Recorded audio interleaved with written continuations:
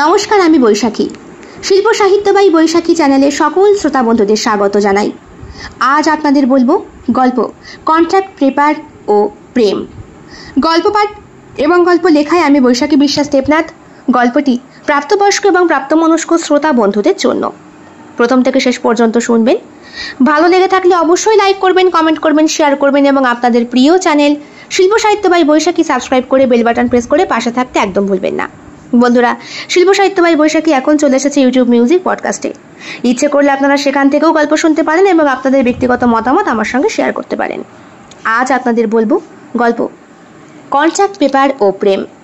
গল্প পাঠ এবং গল্প লেখায় আমি বৈশাখী বিশ্বাস দেবনাথ। গল্পটি প্রাপ্তবয়স্ক এবং প্রাপ্তমনস্ক শ্রোতা বন্ধুদের জন্য।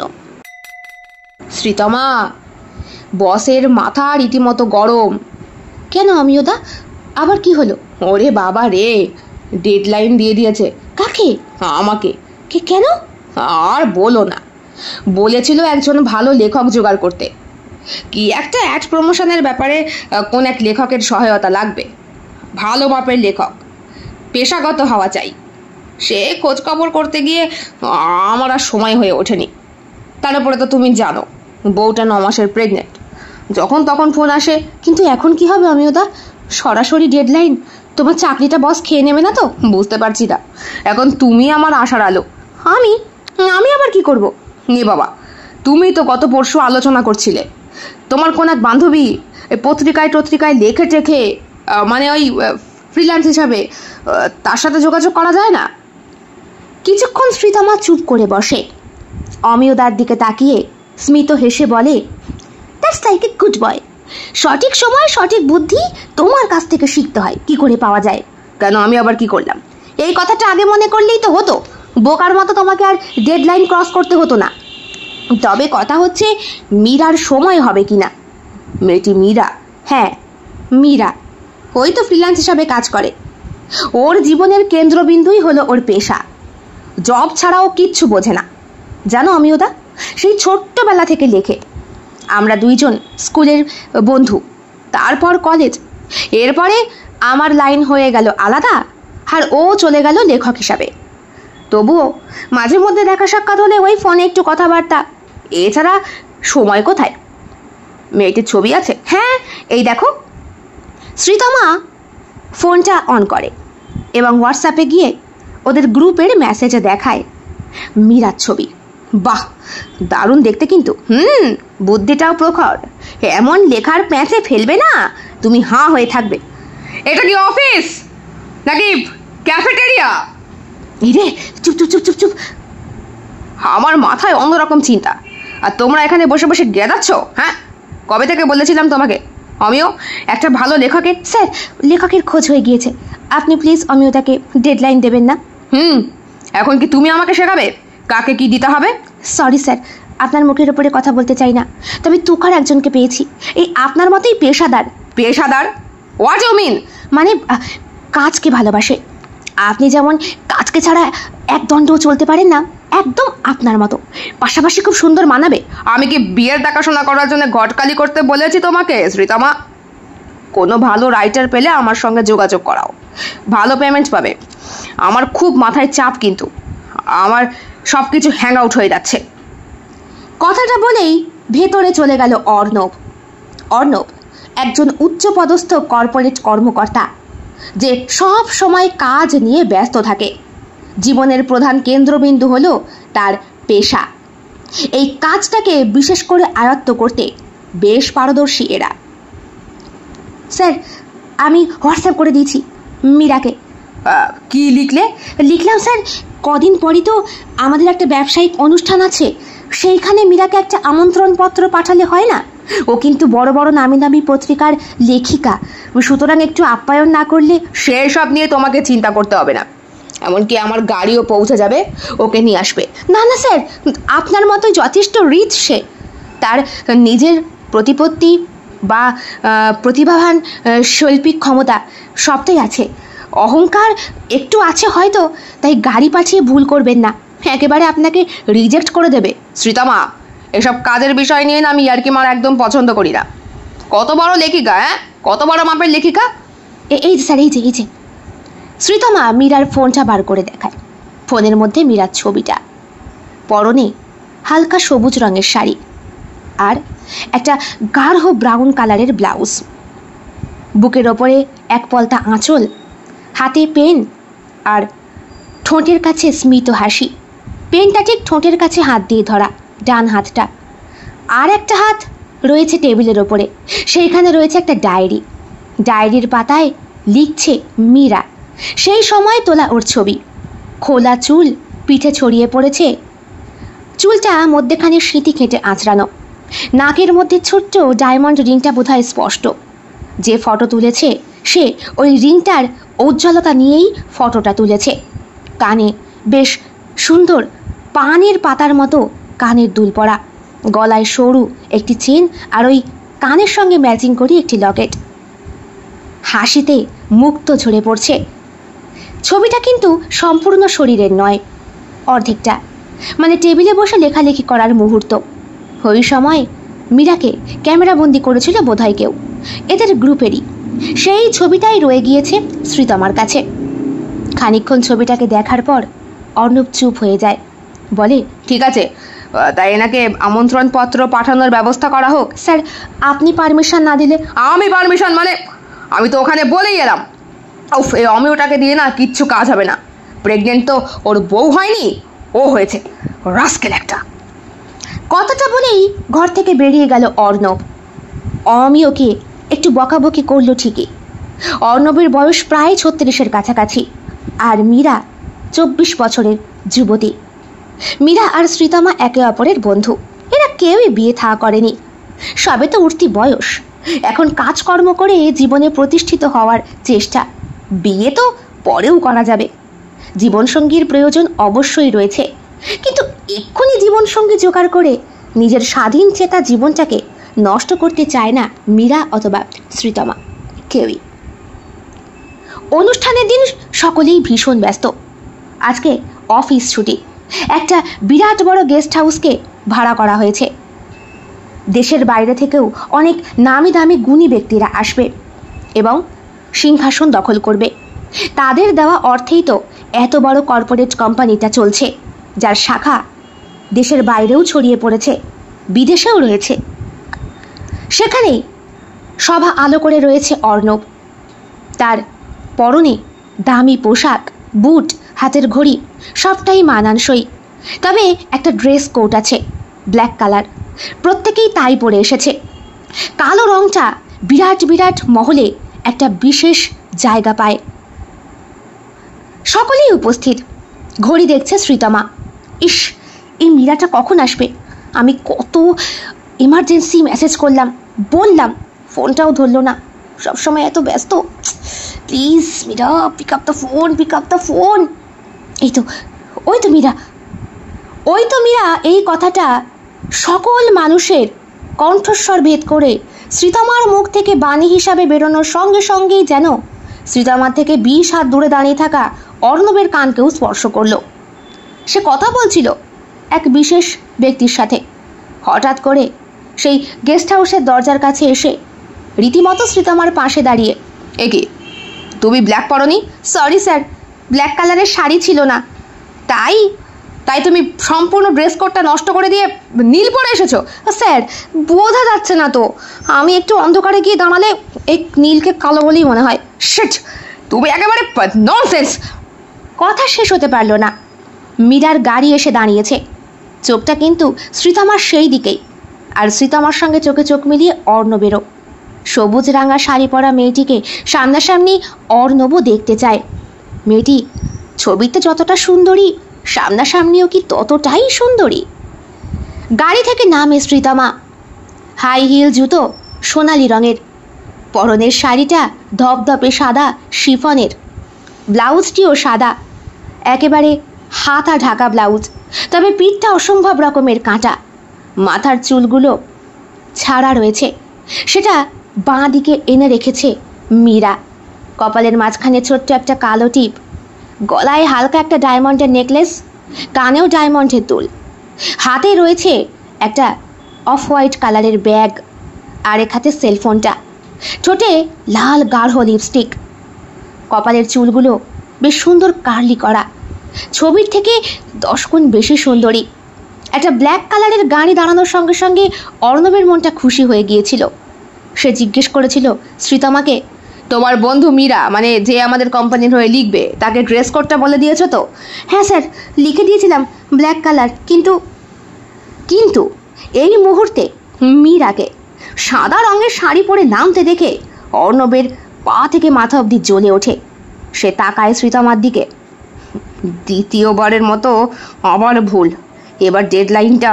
Sir sir I am so sorry, ও বোধহয় আমার এসএমএসটা। হাই বলে মীরা। হ্যালো হ্যালো হ্যালো বলে শ্রীতমা। ধ্যাৎ, তোকে বলেছি নাকি? হ্যালো স্যার, আমি মীরা। আপনি আমাকে আসুন। এ কি, আপনি দেখি সামান্য ভদ্রতাটুকুও জানেন না। মানে হোয়াট ইউ মিন? মানে আমি আপনাকে হাই হ্যালো করলাম, হ্যান্ডশেক করার জন্য হাত বাড়িয়ে দিলাম, নাকি সুন্দরী দেখে ভয় পাচ্ছেন? ইউ আরে বাবা শ্রীতমা, তোর স্যার দেখছি একটা আস্ত। প্লিজ প্লিজ তুই চুপ কর। দেখ, আমি একটু হলে ডেডলাইন পাবো। নিজেকে সামলে নেয় অর্ণব।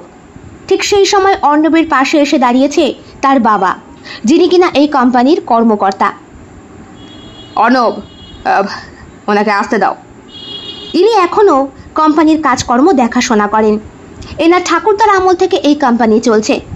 ইনি এতটা বড় করেছেন, এরপরে অর্ণবের হাতে আসা মাত্রই সেই ব্যবসা আরও ফুলে ফেপে ওঠে।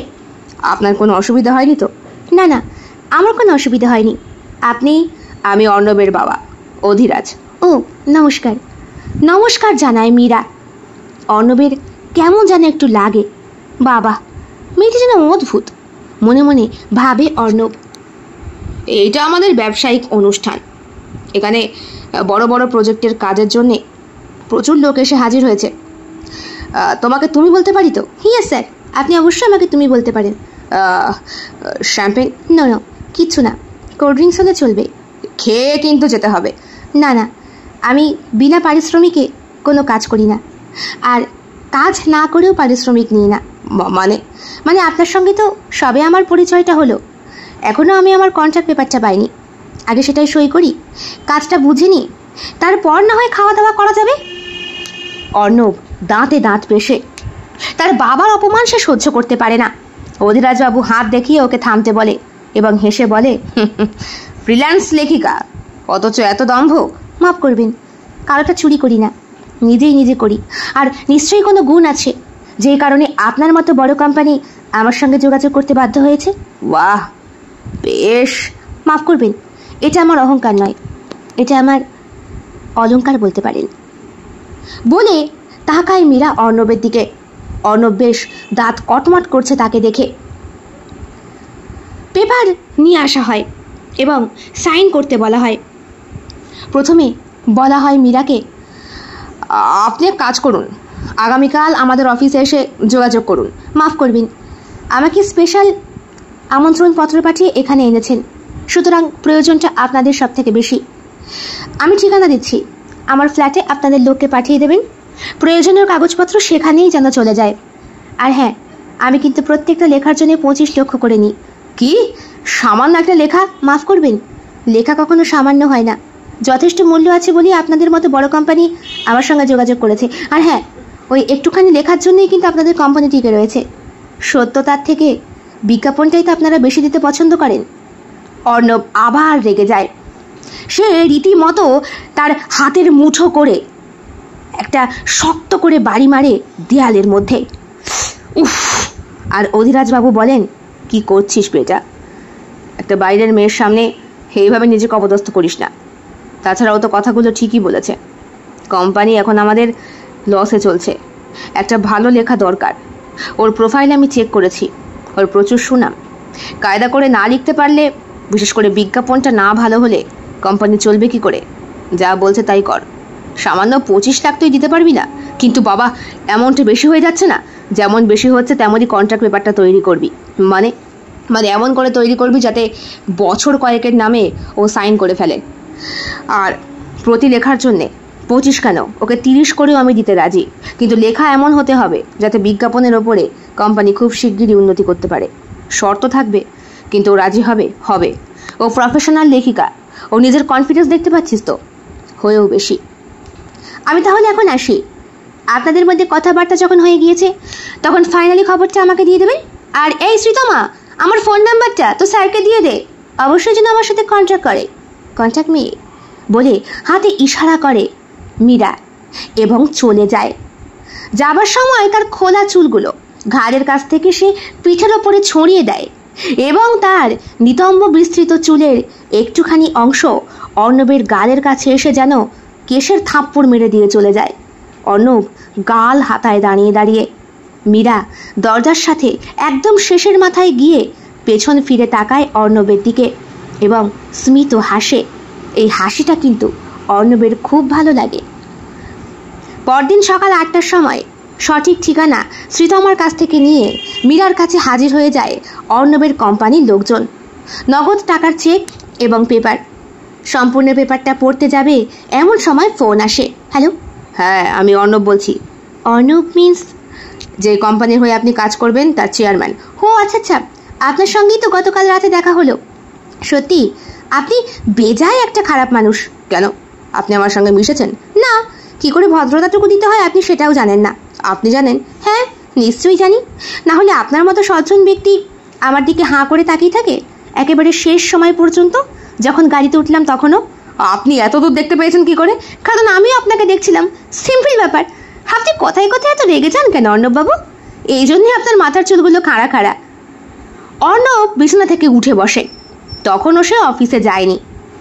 একেই তার কালকে সারা রাত ঘুম হয়নি। চরম অপমানিত হয়েছে। আজ পর্যন্ত কোনো মেয়ে তার দিকে এমনভাবে তাকায়নি। অফিসে কাজ করে শত শত মেয়েরা, প্রত্যেকে তার আশেপাশে গুড়গুড় করে, প্রত্যেকে অর্ণবের সাথে বন্ধুত্ব করতে চায়, কিন্তু এই মেয়ে দেখছে একেবারে নাকে দড়ি দিয়ে ঘোরাবে। অর্ণব ওঠে, আয়নার সামনে দাঁড়ায়, মাথার চুলগুলোকে ভালো করে হাতায়। এবার মীরা বলে, চলে গেছেন আয়নার সামনে, নিশ্চয়ই দেখছেন মাথার চুলগুলো, ভালো করে দেখুন কীরকম খাড়া খাড়া। জেল লাগাবেন, তবে ঠিক থাকবে কেমন? আর পেপার চলে এসেছে, পেপারটা পড়ছি, পড়ার পর না হয়। একটা কথা ছিল। বলুন।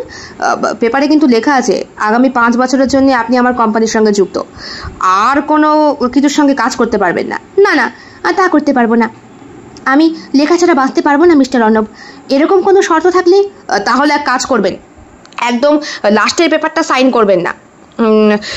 এতে তাহলে আপনার সঙ্গে এককালীনই করা হলো কন্ট্রাক্টটা, তারপর না হয়। মীরা ফোনটা রেখে দেয়, পেপারটা ভালো করে পড়তে থাকে। প্রত্যেকটা লাইনই তার চেনা। এর আগে অনেক কোম্পানির হয়ে সে কাজ করেছে, একই রকমভাবে শৈশাবুত করেছে, তাই ছন্দ মিলিয়ে মিলিয়ে প্রত্যেকটা সই সে করে গেল। কিন্তু 3-4টে পেপার বোধহয় মনে হচ্ছে বেশি। কিন্তু মীরার বেরোনোর সময় হয়ে গিয়েছে, তাকে অফিস যেতে হবে, সেখানেও তার লেখালেখির কাজ আছে। সেখানে একজন স্বনামধন্য প্রকাশককে লেখা জমা দিতে হবে। সুতরাং তাড়াহুড়ো করে সই করে মীরা যখন কোম্পানির লোকটির হাতে পেপারটা তুলে দেয়, সেই ছেলেটি বলে, ম্যাডাম আপনি পড়ে নিয়েছেন তো? হ্যাঁ হ্যাঁ, সব পড়ে নিয়েছি। আপনি ঠিক বলছেন। আরে বাবা হ্যাঁ, আপনি এখন যান। এই যে ম্যাডাম আপনার চেকটা। Thank you. চেকটা চেক করে দেখে মীরা, সেখানে 50 লক্ষ টাকা রয়েছে, মানে টাকার অ্যামাউন্টটা। মীরা বলে, আর বাদবাকিটা?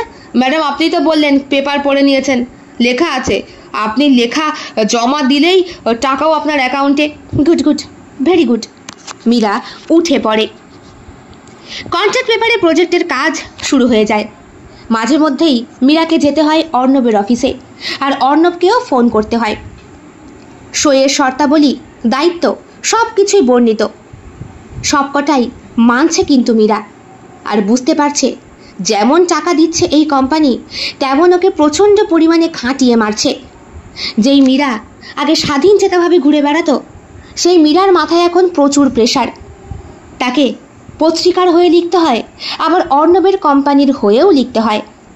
অর্ণব শেষে বলেছিল, আপনি যদি অন্য পত্রিকার হয়ে কাজ করতে চান করতে পারেন, সই করে দিন, আমি ওই পেপারটাকে ছিঁড়ে ফেলবো। ওর ওপরে বিশ্বাস করেছিল মীরা এবং সইটাও করে দিয়েছিল। কি ব্যাপার, কেমন আছেন? হাঁপিয়ে গেছেন মনে হচ্ছে। আপনি? আমি যে এই ক্যাফেটেরিয়ায় এসেছি, কে বলল? আমাকে বললো আপনার ফোন নাম্বারের লোকেশান। ও, ফোন করেছিলেন? হ্যাঁ, ফোনটা রিসিভও হয়ে গিয়েছে, টের পাননি। এই ক্যাফেটেরিয়ায় বাবলুকে চেনেন তো? হ্যাঁ হ্যাঁ চিনি। খুব ভালো একটা হ্যাঁ, খুব ভালো একটা ছেলে। বাবলু আমার বাড়িতে আগে কাজ করতো, এখন আর কাজ করে না। কেন করে না? হ্যাঁ, ছোট্ট একটা কারণ। বাবার মনে সন্দেহ জেগেছিল। বাবা এসব ছেলেপেলেদের খুব একটা সহ্য করতে পারে না। আর আমার মতো মেয়েদেরকেও, তাই না? এসব কেন বলছেন? না, সেই দিনের পর থেকে আপনার বাবা অধিরাজবাবু আমার মুখোমুখি হননি। প্রয়োজন পড়লে কোম্পানিতে লোক পাঠিয়ে দেন আমার বাড়িতে। আমাকে ডাকলেও নিজের সামনে এসে কথা বলেন না, ওনার পিএকে দিয়ে কথা বলান। আর নিজে কেমন পেছন ঘুরে বসে থাকেন। কেন বলুন তো? আমি লেখিকা বলে নাকি? আরে না না, এসব লেখক টেখককে দিয়ে বাবার বড্ড বেশি ভয়। তারা বানিয়ে বানিয়ে অনেক কিছু করতে পারে, পরে যদি কোম্পানির নামে কোনো বদনাম হয়। শুধু শুধু বেকার আপনার কোম্পানি নিয়ে বদনাম কেন করতে যাব? আচ্ছা বলুন, খাবেন কিছু? একটা ক্যাপাচিনো। আমিও অর্ডার করেছি। বাবলু বাবলু আসে, ক্যাপাচিনো অর্ডার নিয়ে চলে যায়। তা হঠাৎ করে ক্যাফেটেরিয়ায়? কাজের প্রচণ্ড প্রেশার। এমনিতেই কারোর সাথে খুব একটা কথাবার্তা বলা হয় না, শ্রীতমার সঙ্গেও না। তবে একটা ভালো পেপার আমাকে পাইয়ে দিয়েছে। আপনার মাসিক ইনকাম সম্পর্কে জানতে পারি? না, সেটা জানার তো আপনার কোনো প্রয়োজন নেই, ওটা নিতান্ত ব্যক্তিগত। আপনি এত টাকা দিয়ে কি করেন? বাবা, টাকার প্রয়োজন আছে না? প্রচুর দরকার। ছোটবেলা থেকে বাবা মাকে দেখেছি টাকার পেছনে দৌড়াতে।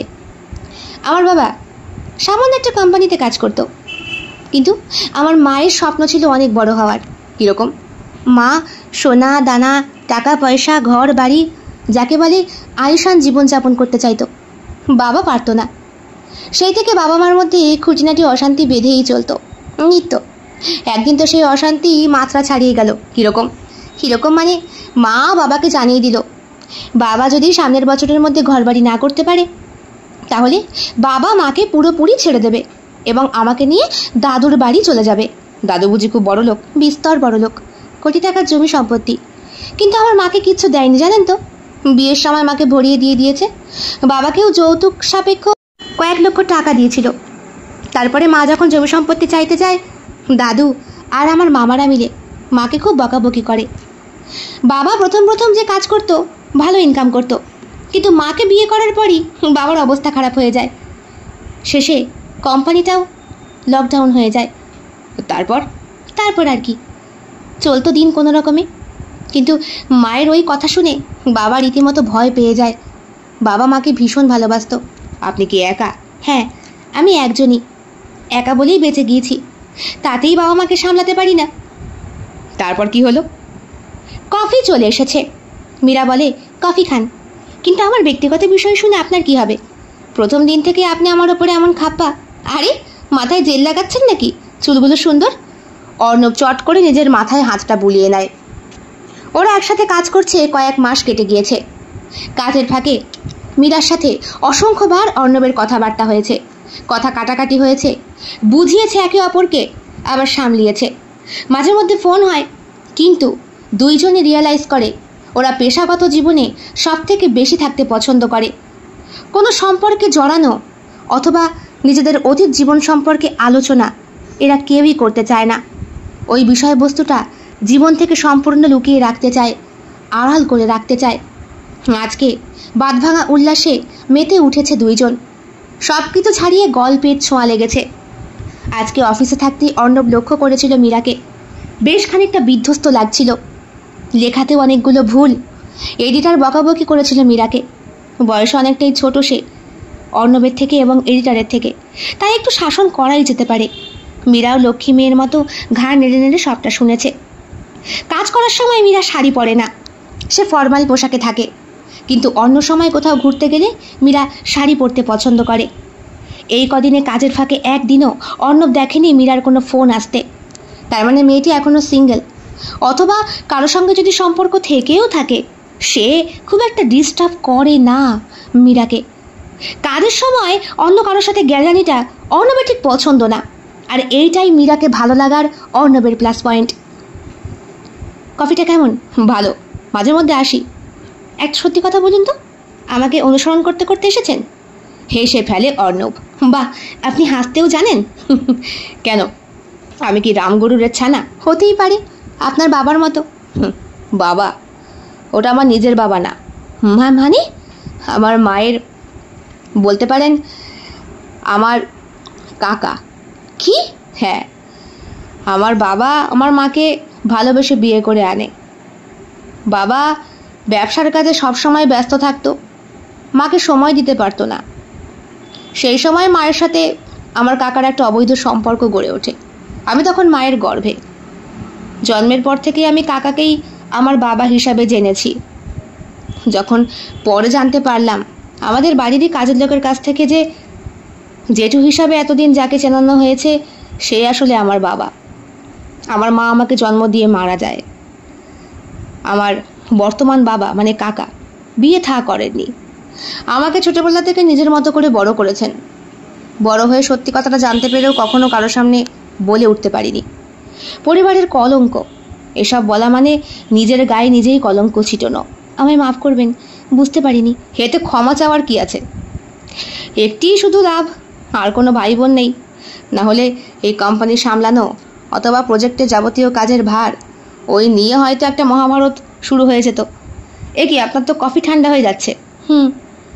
আজ অনেকদিন পরে আপনার সাথে গল্প করছি। প্রথম তো ভাবতাম। কি ভাবতেন? আমি একটা রামগরুরের ছানা। দুইজনেই হাসে। অর্ণব বলে, তারপর কি হলো? কার? আপনার বাবা মার। ও, বলছিলাম না, এরপরে আর কি, বাবা লোন নেয়। ব্যাস, লোনের বোঝা সামলাতে না পেরে আত্মহত্যা। না, আত্মহত্যা কেন হবে? রীতিমতো মায়ের ওপরে চড়াও হয়। এরপরে মা থানায় গিয়ে কেস করে বাবাকে নিয়ে, সোজা পুলিশ নিয়ে চলে যায়। এখন বাবা কোথায়? জেলে। আর মা? মায়ের খোঁজ বলতে পারবো না। আমাকে রেখে আমার ঠাকুমার কাছে মা নাকি মামার বাড়িতে ছিলও সেখানে কয়েকদিন। তারপর মা আর ফিরে আসেনি। আপনার মাকে মিস করেন না? করি তো, আবার ঘৃণাও করি। একটা মেয়েকে ফেলে যেই মা চলে যেতে পারে সে আবার মা নাকি? মীরা চুপ হয়ে যায়। অর্ণব বুঝতে পারে মীরা মায়ের জন্য মানসিক দিক থেকে বেশ খানিকটা দুর্বল। এই জন্যই কি সবসময় নিজেকে কাজের মধ্যে আটকে রাখতে চান? হ্যাঁ, পরিবার নিয়ে থাকতে কার না ইচ্ছে করে, কিন্তু যার পরিবার থাকতেও নেই সে কি করবে বলুন? আমার জীবনে প্রচুর টাকার দরকার, জানেন তো। আমার ইচ্ছে আছে একটা বিরাট বড় আলিশান বাড়ি বানাবো, আর সেই বাড়িটা হবে শহরের কোলাহল থেকে একদম দূরে, নির্জন কোনো স্থানে, প্রকৃতির মাঝখানে, যেখানে পাহাড় থাকবে, ঝর্ণা থাকবে, সুন্দর নাতিশীতোষ্ণ ওয়েদার থাকবে। তার জন্য তো আমার কোটি কোটি অর্থের প্রয়োজন না? সেই বাড়িটা করে আমার বাবাকে ছাড়িয়ে নিয়ে আসবো। তারপর আমার মাকে খবর দেব, বাবা পারেনি তো কি হয়েছে, আমি পেরেছি। আপনার স্বপ্নটা বড্ড অদ্ভুত। স্বপ্ন এরকমই হয়, কারোর সাথেই কারোটা মেলে না। কাজের মাঝখানেই তারা একে অপরের সাথে ব্যক্তিগত বিষয় নিয়ে আলোচনা শুরু করে। ধীরে ধীরে মারকাটারি সম্পর্কটা বন্ধুত্বে গড়িয়ে যেতে শুরু করে। এরপর কাজ করতে করতে বিভিন্ন রকম অছিলায় মীরাকে ফোন করে ডেকে নেয় অর্ণব। চলে যায় ক্যাফেটেরিয়ায়। কখনো কখনো বা অফিস থেকে বেরোনোর আগে মীরাকে চোখের ইশারা করে গাড়িতে বসতে বলে। মীরাও উঠে পড়ে এবং বেরিয়ে যায় কোনো লং ড্রাইভে। একে অপরের ভালো মন্দ, পছন্দ অপছন্দ জানতে থাকে তারা। আচ্ছা, আপনার ফেভারিট রং কি? কালো। বুঝেছিলাম, মনটা যার কালো তার পছন্দ তো কালো হবেই। কেন? হ্যাঁ, ড্রেস কোড কালো পছন্দ করেন। আমি সেখানে সাদা পরে ঢুকেছিলাম। কেন বলুন তো? কেন? কারণ আমার সাদা মনে কাদা নেই, সিম্পল ব্যাপার। তুমি কি সবসময় এরকম ঠাট্টা করতে ভালোবাসো? ঠাট্টাই তো জীবন অর্ণববাবু। মুখ গোমরা করে থাকলে আয়ু ক্ষয় হয়। হাসুন দেখি একটু। হাসুন না, আপনি খুব কম হাসেন। বলে মীরা অর্ণবের গাল দুটো ধরে বলে, স্মাইল স্মাইল। অর্ণব হেসে ফেলে। হাসেন না কেন? হাসলে আপনাকে খুব ভালো লাগে। আর শুনুন, এরকম মাকন্দা হয়ে ঘুরে বেড়াবেন না। মাকন্দা মানে গোফ নেই, দাড়ি নেই, বিশ্রী লাগে। পুরুষ মানুষের গোফ থাকলে তবে পুরুষ পুরুষ বলে মনে হয়। আর একটু ফ্রেঞ্চ কাট দাড়ি রাখবেন, যারা ব্যবসায়ী তারা রাখে। আসার সময় কালো পরবেন না। আপনার যা গায়ের রং তাতে আপনাকে আকাশি পরলে খুব সুন্দর লাগবে। তাই? আকাশি? হ্যাঁ, আকাশি। আচ্ছা মীরা, কন্ট্রাক্ট পেপার সই করার আগে একটা জিনিস লক্ষ্য করেছিলে? কি জিনিস? তুমি কোন কোন পেপারে সই করেছো, কোন কোন পেপারে সই করনি? আমি তো সবটাতেই করেছো, কিন্তু করার আগে না চেক করে নিতে হয়। বুঝতে পারছি না, আমার ভয় লাগছে, একটু খুলে বলুন। তোমার সেই পেপারটা এখনো আমার কাছে রয়েছে। আমি ইচ্ছা করলে তোমাকে জেল খাটাতে পারি, তোমার বাবার কাছে পাঠিয়ে দিতে পারি। কেন? ওই যে তুমি সাইন করেছো, আমার কোম্পানিতে কাজ করতে করতে তুমি অন্য কোম্পানির সঙ্গে কাজ করবে না। আপনি ওই কাগজটা ছিঁড়ে ফেলেননি? না, রেখে দিয়েছি। যদি আমার কোম্পানিকে নিয়ে তুমি কোনো সময় মশকরা করো তাহলে। মীরার মুখটা কালো হয়ে যায়, একেবারে কালো, যেন ওখানে চলে এসেছে কাল বৈশাখীর মেঘ। কাঁদো কাঁদো কণ্ঠে মীরা বলে, আমার বাবা জেলে খুব কষ্টের জীবনযাপন করে অর্ণববাবু। সেখানকার খাওয়া দাওয়া আপনার কোনো আইডিয়া নেই। জানেন, আমার বাবা আমার মাকে খুব ভালোবাসত, আর এই জন্যই বাবার মধ্যে মাঝে মধ্যে কেমন একটা মাল্টিপ্লে ডিসঅর্ডার চলে আসে। মানে বাবা নাকি মায়ের মতো আচরণ করে। কদিন তো বাবা ভর্তিও ছিল একটা হাসপাতালে, মানসিক রোগের চিকিৎসা হয় ওখানে। সেইখান থেকে বাবাকে বাঁচিয়ে যে আনতে পেরেছি সেটাই অনেক। ওখানে কত অসভ্য ছেলে পেলে বাবাকে মা বলে রেফ করতে। মীরা। অর্ণব মীরার হাতের ওপর হাত রাখে। একটা মানুষ যে খুব হাসি খুশি, তার জীবনে কোথাও যে এতটা অন্ধকার অধ্যায় লুকিয়ে রয়েছে, তাকে না ঘাটলে কখনো আবিষ্কার করা যায় না। আমায় ক্ষমা করো, আমি বুঝতে পারিনি। ঠিক আছে, আমি তো বুঝেছি। বলছি, একটা কথা বলবো? বলো। আপনার কি কোনো ভালোবাসার লোক নেই? এতদিন একটা পয়েন্টের কথা বলেছ। ভালোবাসা? আমার মতো হুতুম পাতার সাথে কেউ প্রেম করতে আসবে? তা ঠিক, একটু হাসতে পারেন না? একটু ভালোবেসে কথা বলতে পারেন না? কে আসবে বলুন তো? কথাটা যেন অর্ণবের একটু গায়ে লাগে। সে বলে, আমি হুতুম পাচা? তা নয় তো কি, হুতুম পেঁচা। দুইজনে ওরা আজকে একটু ঘুরতে বেরিয়েছিল, শহরের কোলাহল ছেড়ে একটা ব্রিজের ওপর দাঁড়িয়ে। সেখানে প্রকৃতির হাওয়া হচ্ছে, দাঁড়িয়ে রয়েছে দুটো মানুষই। হঠাৎ করে অর্ণব মীরাকে জড়িয়ে ধরে। মীরা বুঝতে পারে না এমন করে একটা পুরুষ মানুষের শরীরের মাঝখানে নিজেকে ধরা দিতে হবে। মীরা অর্ণবকে ছাড়িয়ে দূরে সরে আসে। ছাড়ুন, কি করছেন এগুলো? কেউ দেখতে পেলে? কেউ দেখতে পাবে না। তুমি আমায় পছন্দ করো না? করি, তাই বলে এইভাবে দেখুন।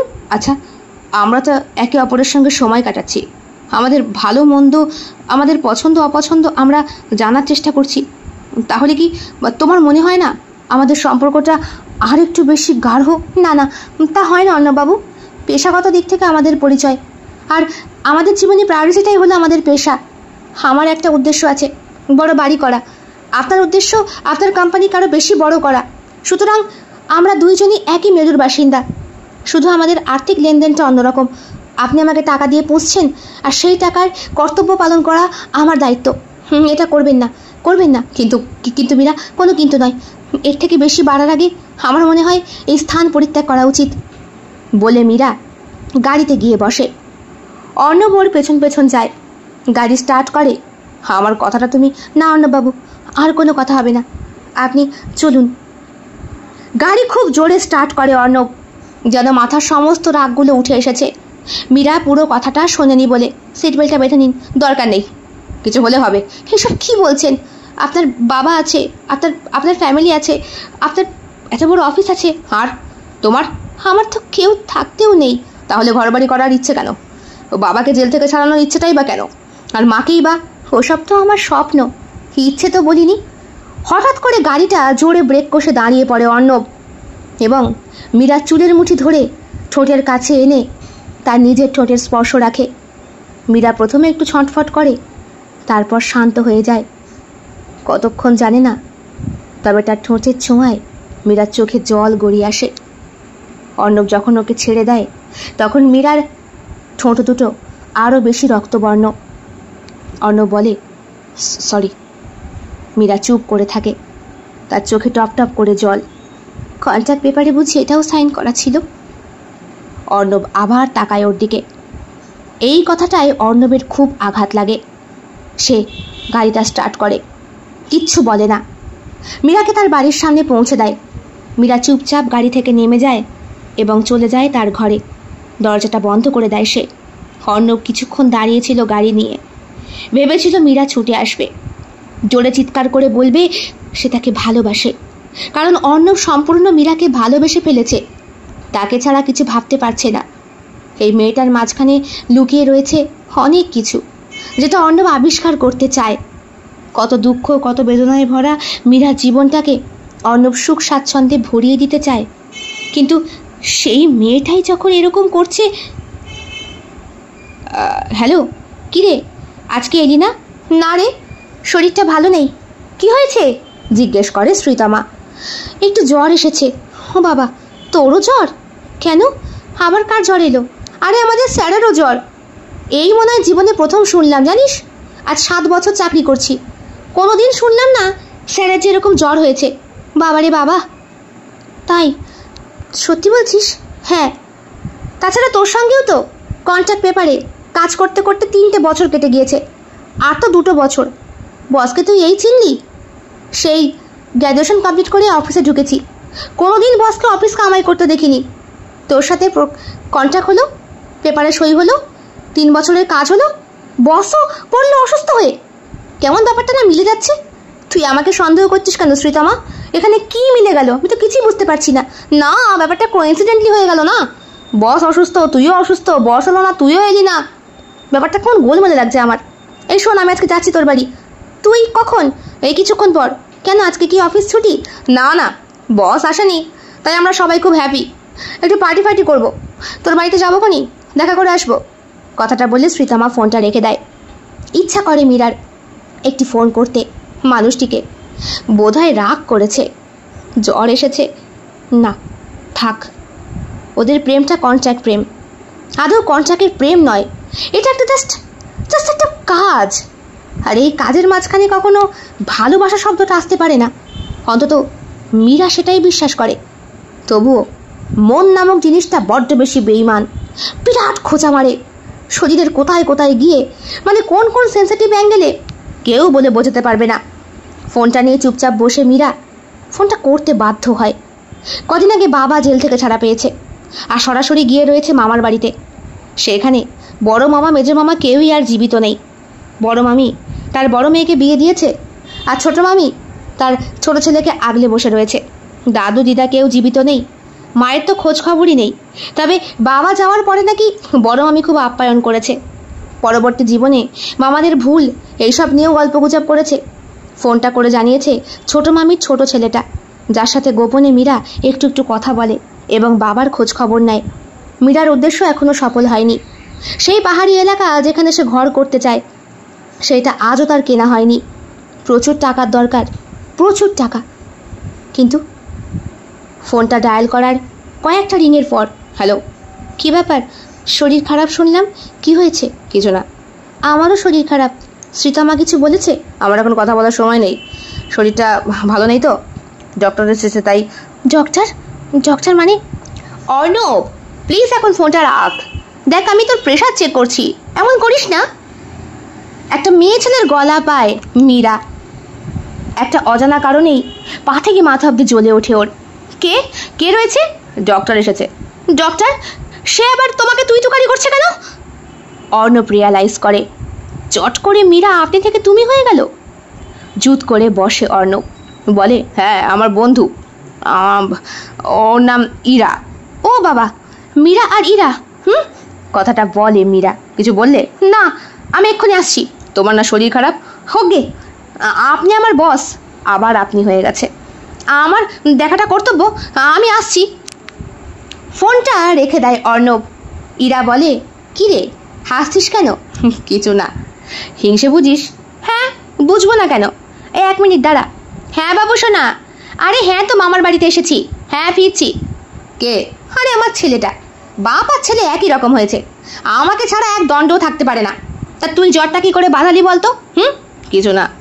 শোন, কতগুলো ওষুধ লিখে দিয়ে যাচ্ছি, আর জ্যাঠাকে বলে দিয়ে যাবো একটা লোক রাখতে, দেখাশোনা করার। আরে বয়সটা অনেক বেশি বেড়ে গেছে রে, এবার একটা বিয়ে থা কর। আমার ছেলেরই বয়স হয়ে যাবে কদিন পর বিয়ের।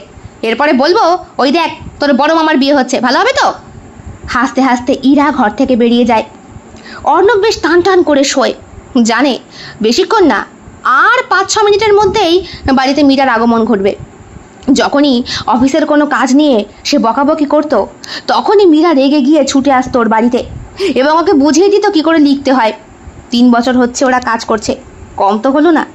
তবে গতকালকে বোধহয় একটু বেশি বাড়াবাড়ি করে ফেলেছে অর্ণব।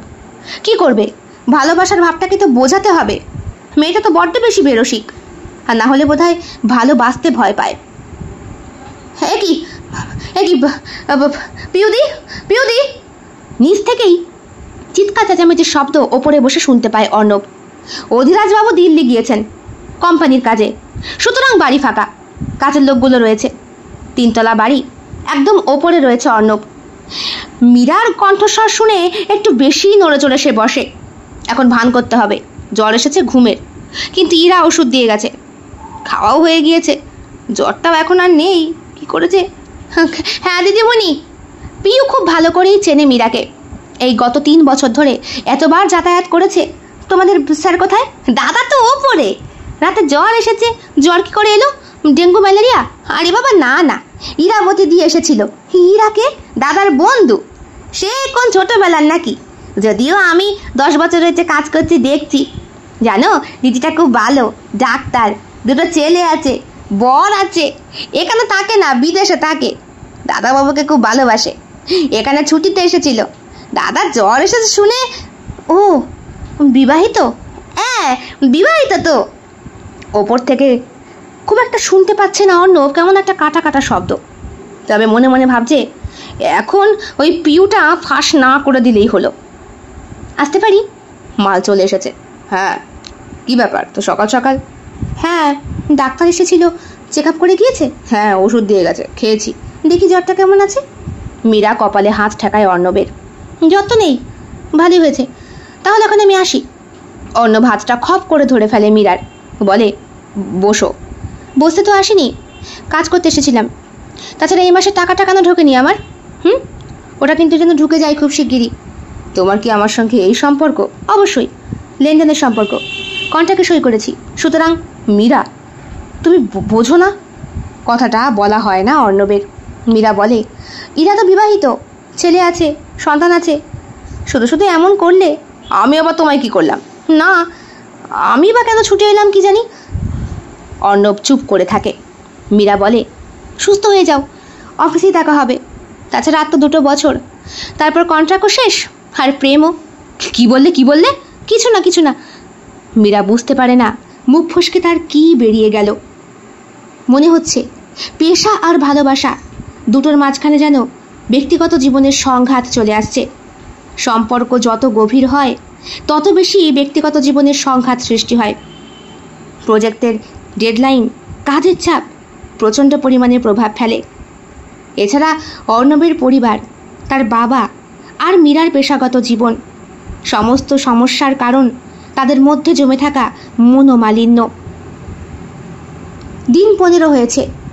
মীরা কাজ করছে, অফিসে আসছে যাচ্ছে, তার নিজের কাজও করছে, কিন্তু অর্ণবের সাথে খুব একটা যোগাযোগ হচ্ছে না। অর্ণব নিজেও ফোন টোন করে না।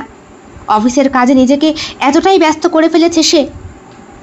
আজ অনেক দিন পর সেই 4 বছর পূর্ণ হওয়া কন্ট্রাক্ট পেপারটা আলমারি খুলে বার করে অর্ণব, আর সেখানেই চমকে যায় সে একদম শেষের পেপারটা দেখে। প্রায় 8-9খানা পেপার রয়েছে ওখানে, প্রত্যেকটাতেই প্রজেক্টের কাজ হিসাবে। শেষের পেপারটা, হ্যাঁ রেজিস্ট্রি পেপার এখানে কে আনলো? কেমন সারপ্রাইজ দিলাম বলো? বাবা তুমি? হ্যাঁ, আমি জানি আমার ছেলের দ্বারা প্রেম প্রীতি হবে না।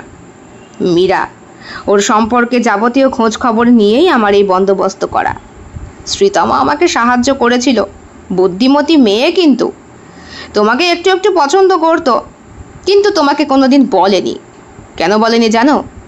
বাবা, আমার মাথায় কিছু ঢুকছে না, কারণ শ্রীতমা অলরেডি একজনকে ভালোবাসে। যাই হোক, খোঁজ খবর করছিলাম একটা ভালো মেয়ের। এই শ্রীতমাই আমায় খবর দিল মীরার। তারপরে মীরার ফ্যামিলি ব্যাকগ্রাউন্ড, ওর বাবা মা সবটা শুনে ওর প্রতি আমার দয়া হয়েছিল। প্রথম দিন ওকে দেখে তুমি যেভাবে কাঁপা হয়েছিলে, আমার তো ভয় লাগছিল কন্ট্রাক্ট পেপারে আদৌ তুমি সই করবে কি না। কিন্তু শ্রীতমা বলল, হ্যাঁ করবে স্যার, স্যারের মনটা এমনিতে ওই রকম। আমিও তো ওনাকে কাছ থেকে দেখেছি অনেকটা। তা তুমিই তো পারতে এই কন্ট্রাক্টে। কিন্তু হবে না তো স্যার, আমি অলরেডি একজনের প্রেমে পড়ে গিয়েছি। তাছাড়া মীরা সিঙ্গেল, ভালো মেয়ে, খুব ভালো লেখিকা, আর যেমন চ্যাটাং চ্যাটাং কথা বলে, বসের এই গোমরামুখ অবস্থা কাটানোর জন্যে মীরার মতো মেয়ে পারফেক্ট। আমার তো বসের মুখ দেখলেই ভয়ের চোটে, মানে। পাশ থেকে অমিও বলেছিল, আমারও মাঝে মাঝে তো মনে হয় পেটের মধ্যে বাচ্চাটা যেন আমারই, আমার বউয়ের না। তোমরা সকলে মিলে আমার সঙ্গে প্র্যাঙ্ক করেছিলে? যদি করেও থাকি তাতে তোমার কি কোনো অসুবিধা হয়েছে অর্ণব?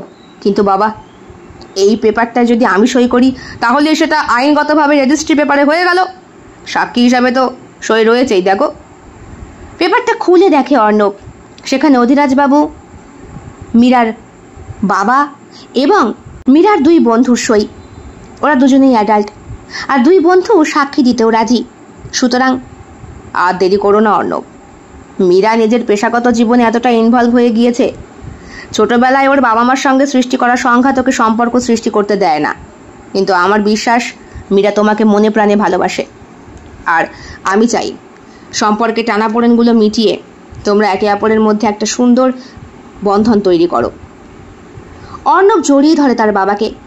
অধিরাজবাবু বললেন, তোকে জন্ম না দিতে পারি রে, কিন্তু শরীরের রক্তটা তোর বাবারও যা ছিল আমারও তাই। এসব কথা এখন কেন? আমি তো ছোটবেলা থেকে তোমাকেই বাবা হিসাবে জেনেছিস, আর সত্যিটাও তুই জেনেছিস। কারণ তোকে যেদিন সত্যিটা বলা হচ্ছিল আমি সেদিন দাঁড়িয়েই ছিলাম দরজার পাশে। বাবা, আর দেরি করিস না বাবা, যা। মীরা বোধহয় ক্যাফেটেরিয়ায় বসে রয়েছে।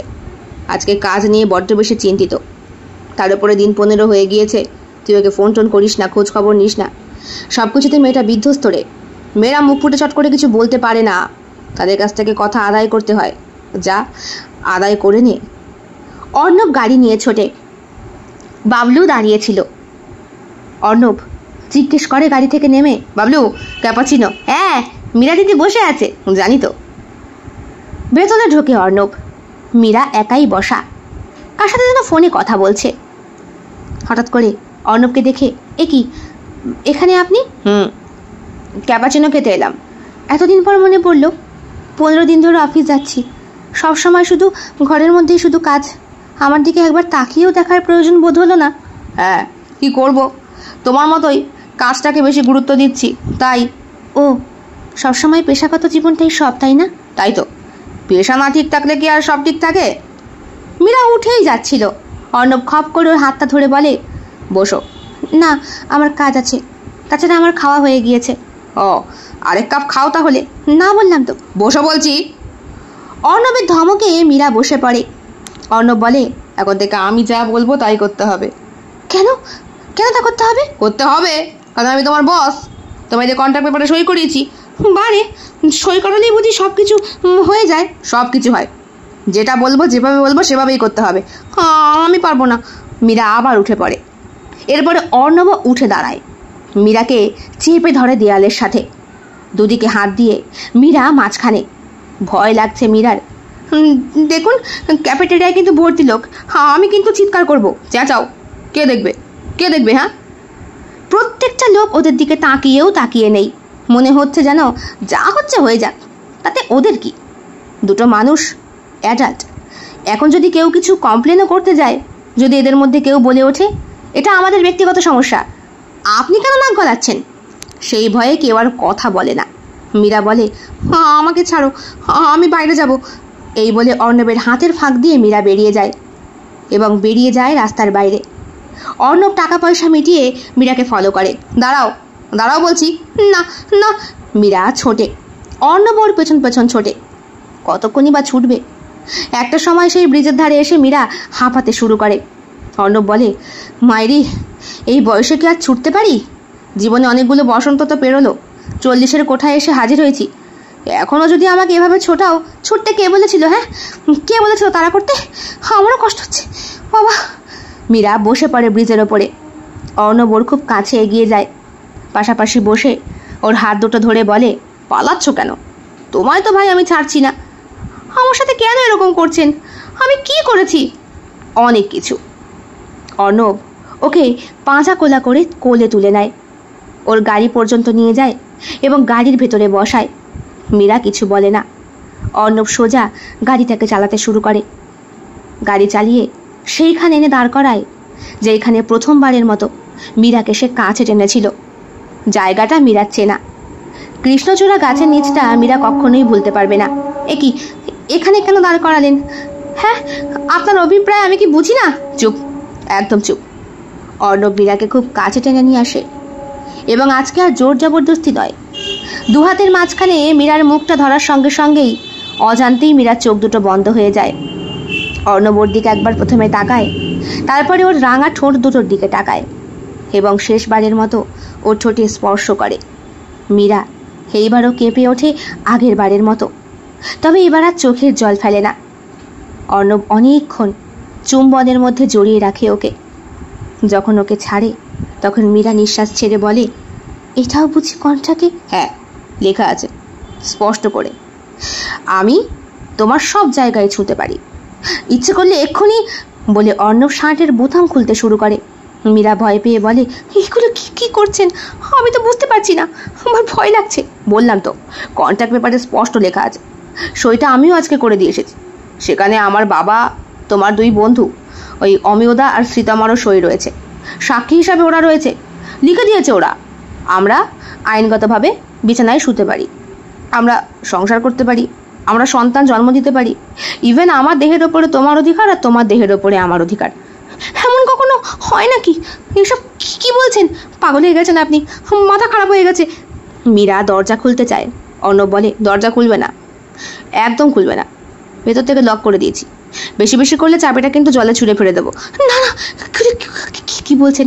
ঠান্ডা হন, দেখুন আমি অবলা একটা মেয়ে। অবলা না সবলা, চ্যাটাং চ্যাটাং কথা বলে আমার শেষ করিয়ে দিয়েছ।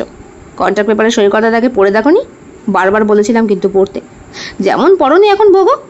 আপনি শার্টের বোতাম কেন খুলছেন? খুলবো, সব খুলে দেখবো, আমারটাও দেখাবো, তোমারটাও দেখবো। হি বাবা, তো পাগল, আমি কিন্তু চিল্লাবো, বাঁচাও বাঁচাও। সত্যিই মীরা চিৎকার করতে শুরু করেছে। অর্ণব বলে, পাগল, আরে চুপ, আরে পুলিশ চলে আসবে, আসুক, আপনি খুব অসভ্য লোক, ধরে নিয়ে যাবে আপনাকে। অর্ণব মীরার ঠোঁটের ওপরে হাত দুটো চেপে ধরে, ওর মাথার চুলের মুঠি ঘাড় থেকে শক্ত করে ধরে দেহের খুব কাছে এনে ওর কানের কাছে ঠোঁট রেখে বলে, ভালোবাসি তোকে, ভালোবাসি পাগলি, তোকে ভালোবাসি। কন্ট্রাক্ট পেপারটা রেজিস্ট্রি পেপার ছিল ভেতরে, আমিও দেখিনি, তুমিও দেখোনি। অজান্তেই হয়তো ভালোবাসাকে পূর্ণতা দেবার জন্যে আমাদের এই বলিদান, আর যার সাক্ষ্য আমার বাবা আর তোমার দুই বন্ধু। কথাটা বলে হাতটা সরিয়ে দেয় মীরার মুখের ওপর থেকে অর্ণব। মীরা তাকিয়ে থাকে অর্ণবের দিকে, বলে, কিন্তু ওরা কি করে জানলো যে আমরা? বাবারা সব বোঝে, আর সেসব কাছের বন্ধুরাও বোঝে যারা তোমাকে ছোট্ট থেকে দেখে চিনেছে। কিন্তু তুমি কি আমাকে সত্যি সত্যিই ভালোবাসি? এখনো বোঝো না? বুঝি, কিন্তু ভয় হয় যদি কোনো দিন টাকার জন্যে সম্পর্কটা নষ্ট হয়ে যায়। কখনো হবে না মীরা, আমরা দুইজন দুইজনকে অনেক দিনের জন্যে কাছে পেয়েছি, আমরা চিনেছি একে অপরকে, তবে আমরা আমাদের পেপার দেখতে পেয়েছি কন্ট্রাক্টের। হোক না শুরু কন্ট্রাক্টের মাধ্যমে, শেষটা না হয় সুন্দর করেই হবে। মীরা জড়িয়ে ধরে অর্ণবকে, তার কানের কাছে পাতলা ঠোঁট এনে বলে, আমিও ভালোবাসি তোমাকে। পেশাগত জীবনের পাশাপাশি ব্যক্তিগত সম্পর্কও সমান গুরুত্বপূর্ণ। অর্ণবের পরিবার মীরাকে গ্রহণ করে এবং তারা সুখী দাম্পত্য জীবন শুরু করে। ভালোবাসা এবং সমঝোতা দ্বারা যে কোনো সমস্যার সমাধান সম্ভব এবং সত্যিকারের ভালোবাসা সবসময় বিজয়ী হয়।